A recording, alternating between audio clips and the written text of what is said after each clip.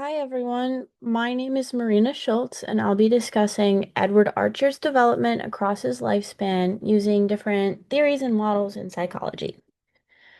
Edward Archer was adopted at birth by a same-sex couple, Brendan and Jared, and raised in a loving, supportive environment. Although his early childhood was secure, his biological mother, Ginny, re-entered his life when he was around 5 years old. This moment created emotional challenges that followed him throughout his life. He had trouble forming intimate relationships and struggled with things like trust, and he eventually died in late adulthood, feeling lonely despite forming connections. His story gives us the opportunity to explore the complexity of development and how early experiences impact us across a lifetime. This slide outlines how Edward's thinking evolved, and Piaget's theory really helps explain this process. As a baby, Edward engaged with stories and recognized objects, which is a sign of transitioning from the sensory motor to the preoperational stage, where symbolic thinking begins.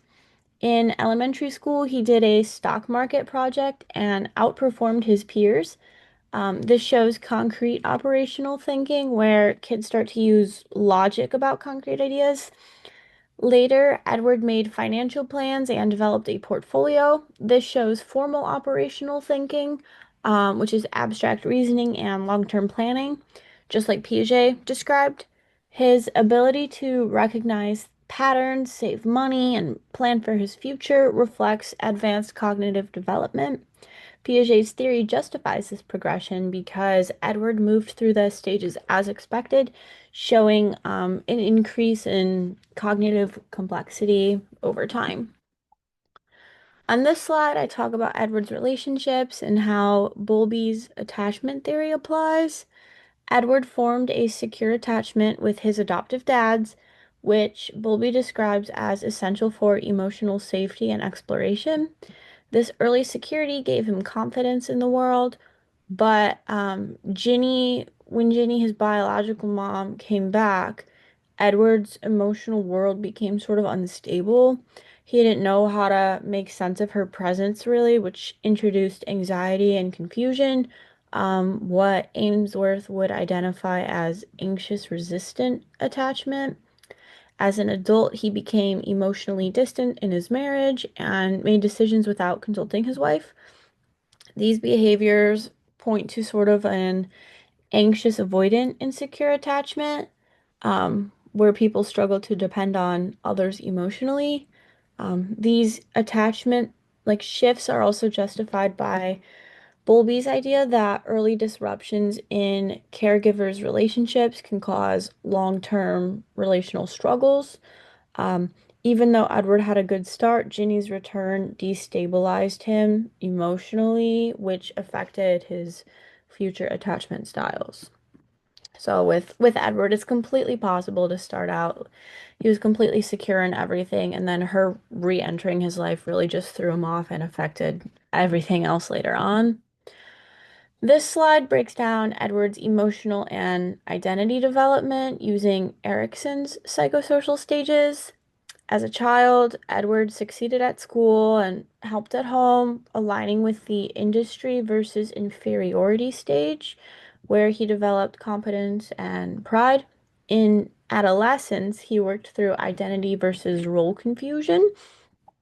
While he struggled emotionally, he found direction through his love for finance and academics, showcasing a more secure identity.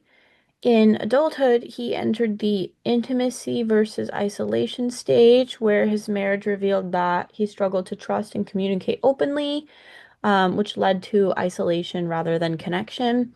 And then in his senior years, he reflected on his life during the integrity versus despair stage. Even though he experienced things like depression and loneliness, he accepted his life as complete and showed no sense of regret for it. Erikson's theory fits well here because each life stage presented the crisis described that Edward was going through, so his experiences really show resolution and struggle within these stages.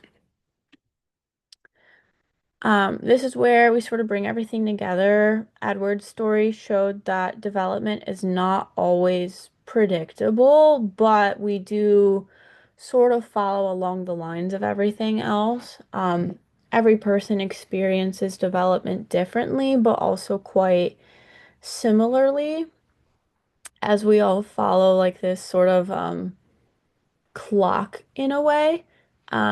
With Edward, he started life in a nurturing environment, and then Ginny returning disrupted that stability. And even with his intellectual strengths, he struggled to form lasting, secure relationships. With all of the different theories I used, they all sort of provide the framework to understand how each area of his life was affected through um, himself and external factors as well. Edward's case in particular really shows how multiple layers of development will interact across the lifespan. While he doesn't have like the same journey that everyone else would, he still had experiences that went through sort of different phases that each theory kind of discussed. And then lastly, these are all of the sources I used to support my analysis and connect his development with um, the theories. So thank you very much for listening. Oh, um,